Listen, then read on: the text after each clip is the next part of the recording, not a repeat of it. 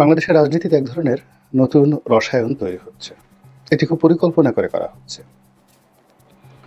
এই রসায়নে বিএনপির রূপান্তর ঘটানো হচ্ছে, অর্থাৎ বিএনপির যে অবস্থান রয়েছে সেই অবস্থান থেকে বিএনপিকে টেনে হিঁচড়ে নামানো হচ্ছে। অন্যদিকে সেই রসায়নের ফলে একেবারে নতুনভাবে যে দলটি প্রতিষ্ঠিত হয়েছে সেই দলের নেতৃবৃন্দকে এবং সেই দলটিকে টেনে হিঁচড়ে উপরে তোলার চেষ্টা করছে এবং বিএনপির সমান্তরাল বসিয়ে তারপরে বিএনপিকে বেইজ্জতি করার শত রকম চেষ্টা, তদবির, কৌশল ইতিমধ্যে তৈরি করা হয়ে গেছে। এবং এখানে নতুন যে দল এনসিপি,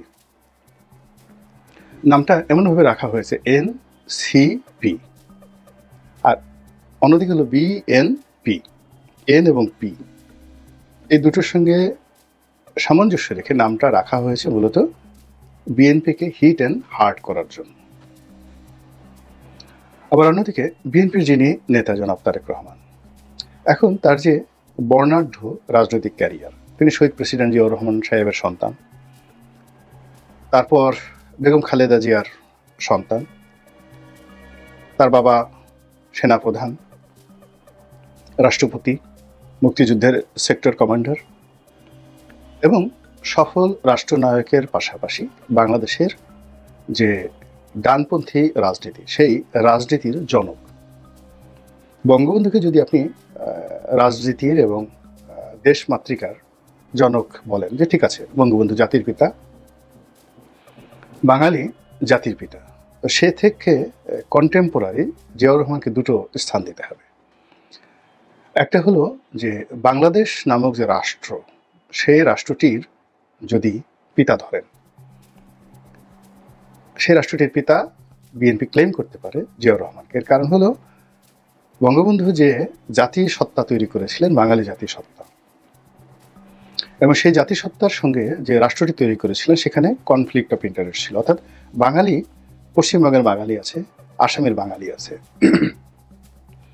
কিন্তু জিয়াউর রহমান শুধুমাত্র এই কেন্দ্রের যে ভূখণ্ডের যারা বসবাস করি তাদেরকে বাঙালি থেকে বাংলাদেশে আলাদা করে ফেলেছিলেন। এবং ৭৫ 15 আগস্টের পর যে রাষ্ট্রটি অ্যাবসলিউটলি একটা হুমকির মুখে পড়েছিল, সেটিকে একটা শক্ত ভিত্তির উপর যে তিনি দাঁড় করিয়েছিলেন। ফলে বাঙালি জাতীয়তাবাদ এবং সেই জাতীয়তাবাদের ভিত্তিতে যে রাষ্ট্রটি, ধর্মনিরপেক্ষ রাষ্ট্রটি, সেই রাষ্ট্রটির বিপরীতে একটি ডানপন্থী, মধ্যপন্থী একটি বাংলাদেশে জাতীয়তাবাদের যে সরকার, সেই সরকারের একজন সফল রাষ্ট্রনায়ক হিসেবে জিয়াউর রহমান এবং তার সন্তান হিসেবে তারেক রহমানের একটা ভিত্তি কিন্তু তৈরি হয়ে গেছে বাই বর্ণ। দ্বিতীয়ত হলো তার মা। তার মা 3 বারের প্রধানমন্ত্রী এবং সফল, রাজনীতিতে সফল, প্রধানমন্ত্রী হিসেবে সফল, তার ব্যক্তিত্ব থেকে শুরু করে সবকিছু। তো এরকম একজন মায়ের সন্তান, এবং তিনি নিজেও সেই 2001 সন থেকে গত 25 বছর ধরে দলটিকে নেতৃত্ব দিচ্ছেন। মানে 2008 সন পর্যন্ত যুগপৎভাবে তার মায়ের সঙ্গে, তারপর 2018 সন পর্যন্ত বলতে গেলে বেশিরভাগ নেতৃত্ব তিনি দিয়েছেন, আর 18 সনের পর থেকে একক নেতৃত্বে দলটি এই পর্যায়ে নিয়ে আসছেন। ফলে আপনি তাকে নিয়ে মানে আওয়ামী লীগের যারা লোকজন আছে যতই ঠাট্টা করুন, যা কিছু করুন, কিন্তু তিনি তার অবস্থানে কিন্তু পৌঁছে গেছেন। কিন্তু আওয়ামী লীগ তারেক রহমান সাহেবের ক্ষতি করতে গিয়ে যে কাজটি করেছে সেটি হলো আওয়ামী লীগের সভানেত্রী শেখ হাসিনা, বঙ্গবন্ধুর কন্যা, যিনি নিজেকে আনপ্যারালাল ভাবতেন, তাকে নামাতে নামাতে নামাতে নামাতে একেবারে তারেক রহমান সাহেবের কন্টেম্পোরারি নিয়ে আসছেন। ফলে রাজনীতি 2020 থেকে 2025 সন পর্যন্ত এই 5টি বছর ছিল বিএনপি ভার্সেস আওয়ামী লীগ, আর শেখ হাসিনা ভার্সেস তারেক জিয়া, আর মধ্য থেকে বেগম খালেদা জিয়া রাজনীতির বাইরে গিয়ে একটা সার্বজনীন নেত্রী হিসেবে অনেকের কাছে সমাদৃত হয়ে গেছেন। এখন যে তারেক রহমান সাহেবকে আগস্ট মাসের 5 তারিখ পর্যন্ত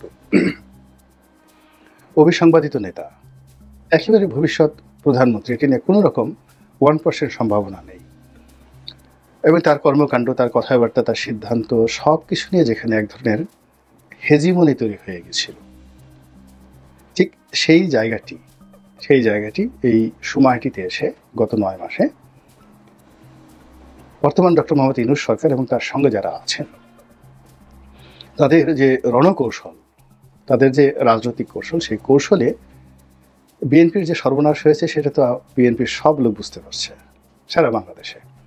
তারা বুঝতেও পারেনি যে যেমন ক্ষুধার্ত মানুষের সামনে আপনি যদি খাবার দেন, 3 দিন বা 7 দিন একটা মানুষ খায়নি, এরকম 1000 লোকের ছেড়ে দেন এবং আপনি 2000 লোকের খাবার দেন, তাদের যে চাহিদা সেই চাহিদার 10 ভাগও তারা গ্রহণ করতে পারবে না, বাকি 2000 লোকের খাবার তারা একেবারে মাটির সঙ্গে মিশিয়ে দেবে, নষ্ট করে ফেলবে। এটা হলো মানুষের চরিত্র। আপনি মরুভূমিতে যদি একটা মানুষ 2 দিন তৃষ্ণার্ত থাকে এবং একেবারে মরণাপন্ন, ওই অবস্থায় তার সামনে যদি আপনি পানি দেন, ও মরে যাবে সঙ্গে সঙ্গে। তো বিএনপির যে আকাঙ্ক্ষা, ক্ষমতার আকাঙ্ক্ষা, বিএনপির যে আকাঙ্ক্ষা আওয়ামী লীগকে ছেঁচা দেওয়ার আকাঙ্ক্ষা, বিএনপির যে আকাঙ্ক্ষা সম্পদ অর্জনের আকাঙ্ক্ষা, বিএনপির যে আকাঙ্ক্ষা ফ্রাস্ট্রেশন, প্রায় সেই 2006 থেকে তাদের মধ্যে যে হতাশা ছিল, সেই হতাশার তাকে কাটিয়ে উঠে তারা সফলতার একটা জায়গাতে পৌঁছানোর যে আকাঙ্ক্ষা, এই জায়গাগুলো যারা রাষ্ট্র পরিচালনা করেছে, সেটা সেনাবাহিনী হোক কিংবা ডক্টর মোহাম্মদ ইউনূস হোক, এটাকে একেবারে এলোমেলো করে দিয়েছে।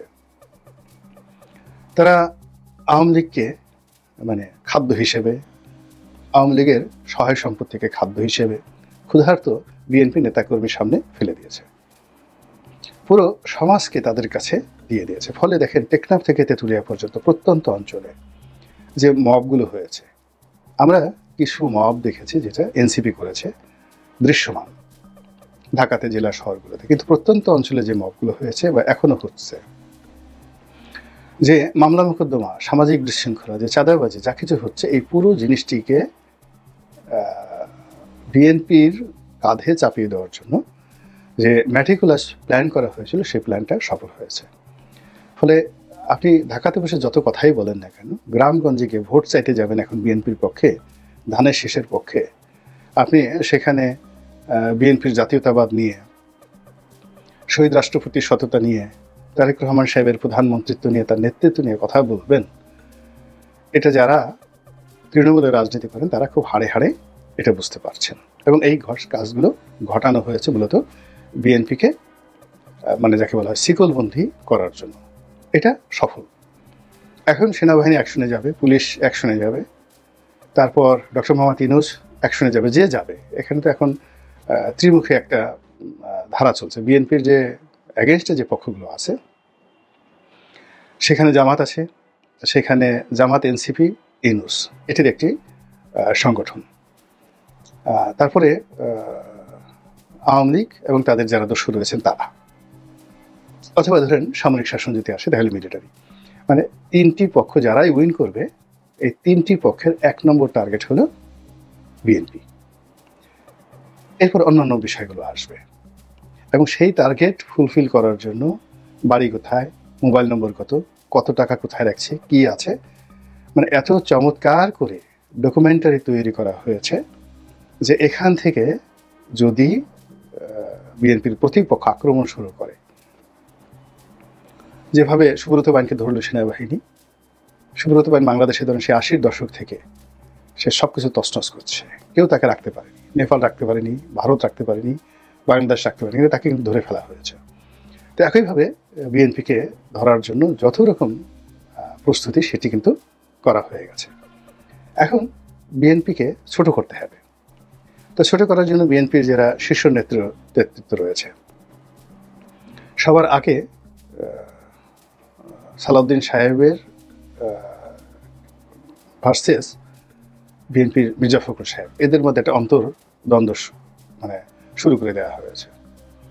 দ্বিতীয়ত, এটি যখন সালাউদ্দিন সাহেব সম্মুখ সারিতে এসেছেন, মির্জা ফখরুল সাহেব যখন ব্যাক ফুটেছে চলে গেছেন, তখন সালাউদ্দিন সাহেবকে ট্যাগ দেওয়া শুরু হয়েছে যে উনি ভারতের লোক। আর যেহেতু তিনি তারেক রহমান সাহেবের খুব ঘনিষ্ঠজন, কাজে তারেক রহমান সাহেবও ভারতের রয়ের প্ল্যান অনুযায়ী কাজকর্ম করছেন, এরকম একটা ন্যারেটিভ ছড়িয়ে দেওয়া হয়েছে।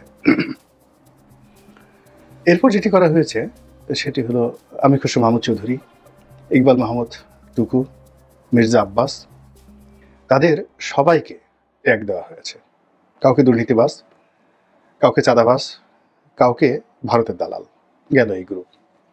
তরুণদের মধ্যে, ব্যবসায়ীদের মধ্যে নাম বলবো না, তরুণদের মধ্যে একটা বিরাট অংশ, তাদেরকে চাঁদাবাজ ক্যাটাগরিতে ফেলে দেওয়া হয়েছে, একটা গ্রুপকে সন্ত্রাসী ক্যাটাগরিতে ফেলে দেওয়া হয়েছে। আর যারা তরুণদের মধ্যে রাজনীতি করতেন সাহসী, যেমন এরশাদ, তো তাদেরকে হতোদ্যম করে দেওয়ার জন্য, তাদের ইমেজ ক্ষুণ্ণ করার জন্য এই দক্ষিণ সিটি কর্পোরেশনের যে ঘটনাটা, এটি সরকার যেভাবে ঘটিয়েছে এবং সেই ঘটনার মধ্যে এরশাদ যেভাবে পা দিয়েছে, বিএনপি যেভাবে পা দিয়েছে, আমি যদি এই কথা প্রথম দিন অর্থাৎ যেই দিন মানে মামলা রায় পেয়ে এরশাদ ফুলের মালা গলায় দিয়ে বিএনপি অফিসে হাস্যোজ্জ্বল ছবি তুলল, কিংবা যেদিন সে লন্ডনে গিয়ে তারেক রহমান সাহেবের অনুমতি নিয়ে আসলেন, আমি যদি সেই দিন এই কথাগুলো আজকে বলতাম, বিএনপি সব লোক মনে মনে রাগ করতেন।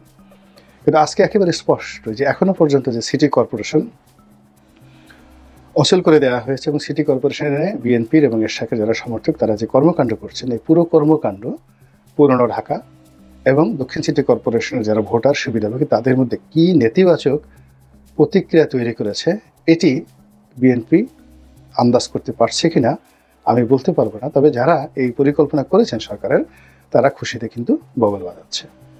তো এইভাবে পুরো রাজনীতিটা বিএনপির জন্য জটিল করে দেওয়া হয়েছে। বিএনপি তার সংখ্যাধিক্য, তারপর তাদের যে শক্তিমত্তা, তাদের জনপ্রিয়তা, এটার উপর যে বাহাদুরি করেছিল, সেই বাহাদুরি আসলে এখন কোনো কাজে আসবে না। কোনো বিশৃঙ্খল সেনাবাহিনী, সে যত বড় হোক না কেন, 10 লক্ষ সৈন্যের সেনাবাহিনী, সেটা মাত্র 50,000 সৈন্যের সেনাবাহিনীর কাছে পরাজিত হয়েছে পৃথিবীতে। কিংবা ধরুন 60,000 সৈন্যের সেনাবাহিনী নবাব সিরাজউদ্দৌলার, সেই সেনাবাহিনী পরাজিত হয়েছে মাত্র 4,500 সৈন্যের সেনাবাহিনী, যার মধ্যে ইংরেজ সৈন্য ছিল মাত্র 800। রবার্ট ক্লাইভ ভার্সেস নবাব সিরাজউদ্দৌলা। কাজেই বিএনপির যে বিপুল সংখ্যাধিক্য, সবকিছু বিপুল, এটা কৌশলের কাছে পরাজিত হতে পারে এরকম নমুনা ইতিহাসে বহু রয়েছে। তো কাজেই এই যে সংখ্যাধিক্য, এটা বিএনপির জন্য এখন বোঝা হয়ে গেছে। বিএনপির নেতৃবৃন্দ যারা ছিলেন, যাদের ত্যাগ ছিল, তিতিক্ষা ছিল, তাদেরকে বিএনপির মধ্যে টোপ ফেলে হোক কিংবা পরিস্থিতি সৃষ্টি করে হোক একে একে মাইনাস করে দেওয়া হচ্ছে। ছাত্রদল, যুবদল থেকে শুরু করে অন্যান্য সব জায়গাতে, আপনি জেলা শহরগুলোতে গিয়ে দেখেন, সেখানে বিএনপির জনপ্রিয় নেতা, বিএনপির শক্তিশালী নেতা, তাদের মধ্যে কি হচ্ছে, সিলেটে কি হচ্ছে, চট্টগ্রামে কি হচ্ছে, কক্সবাজারে কি হচ্ছে, বরিশালে কি হচ্ছে, সব জায়গাতে এক হয়েছে। তো ঢাকা শহরে কি হচ্ছে, এখানে যারা শক্তি দেখাতে পারে তারা একটা গ্রুপ হয়ে গেছে, আর যারা জনপ্রিয় তাদের আর একটা গ্রুপ হয়ে গেছে। তো এই জিনিসগুলো করতে দেওয়া হয়েছে। আর সর্বশেষ বিএনপির যে সম্পদ, সেটি হলো জিয়া পরিবার। তো সেই জিয়া পরিবারকে, বেগম জিয়াকে দেশের বাইরে পাঠানো হয়েছে, আবার আনা হয়েছে। তারপরে তারেক রহমান সাহেবকে সম্মানিত করা হয়েছে, মর্যাদা দেওয়া হয়েছে। এখন তাকে আবার উত্তেজিত করে, রাগান্বিত করে তাকে মাঠে নামানো হয়েছে। তারপর এখন তাকে বলা হচ্ছে তিনি কেন দেশে আসেন না, সবই তো মামলা নাই, মোকদ্দমা নাই, তো তার আসতে অসুবিধাটা কি, এই কথার কোন উত্তর বিএনপি দিতে পারছে না। আর অন্যদিকে তারেক রহমান সাহেবকে এবং বিএনপিকে সরাসরি একেবারে ডক্টর মোহাম্মদ ইউনূসের যে ছোট দল, রাজনৈতিক দল, সেই এনসিপির মুখোমুখি দাঁড় করে দেওয়া হচ্ছে। এখন বিএনপি ভার্সেস জামাত বলা হচ্ছে না, বিএনপি ভার্সেস আওয়ামী লীগ বলা হচ্ছে না, বিএনপি ভার্সেস জাতীয় পার্টি বলা হচ্ছে না, বিএনপি ভার্সেস এনসিপি বলা হচ্ছে। এবং এনসিপির এগেনস্টে বিএনপির নাম যে উচ্চারিত হচ্ছে, এটাতেই বিএনপির যত রকম ইজ্জত রয়েছে, প্রত্যেকটা ইজ্জত একেবারে রীতিমতো পাংচার হয়ে গেছে। 2 নম্বর হলো যে যখন সেই এনসিপির নেতৃবৃন্দ, সেটা হাসনাত সাহেব হোক, সার্জি সাহেব হোক কিংবা নাহিদ সাহেব হোক, তারা যখন সরাসরি সালাউদ্দিন সাহেবকে টিটকারি করছে, মির্জা আব্বাসকে গালাগাল করছে, তারেক রহমান সাহেবকে টার্গেট করে অসম্মান করে কথা বলছে, কিংবা তাকে উদ্দেশ্য করে কথা বলছে, তাকে চ্যালেঞ্জ জানিয়ে কথা বলছে, বা এনসিপি থেকে এমন কিছু হচ্ছে যেটাকে আকার ইঙ্গিতে কাউন্ট করে তারেক রহমান সাহেবকে বলতে হচ্ছে যে একটা নতুন দল বা একটা সেই দলকে টার্গেট করে, মানে এনসিপিকে উদ্দেশ্য করে যখনই তারেক রহমান সাহেবের মুখ দিয়ে একটা ছোট সিঙ্গেল কথা আসছে, ইট মিনস তারেক রহমান সাহেব ওই ভুল করছেন যে ভুল শেখ হাসিনা করেছেন। ফলে যা হবার তাই হচ্ছে। পুরো রাজনীতিতে একেবারে একটা এলোমেলো নাবড়া টাইপের হয়ে গেছে, ডাল চাল খিচুড়ি পাকালে যে অবস্থায়, ওই অবস্থায় পড়ে গেছে। এবং সেখান থেকে বিএনপিকে আলাদা করা, তারেক রহমান সাহেব আবার সেখান থেকে বের হয়ে এসে আবার গর্জে ওঠা, এটা যথেষ্ট সময় সাপেক্ষ বিষয়। আল্লাহ আমাদের রাজনীতি সবাইকে সুমতি দান করুন এবং এই দেশে একটা রাজনৈতিক স্থিতিশীলতা আসুক। আসসালামু আলাইকুম রহমতুল্লাহি ওয়া বারাকাতুহু।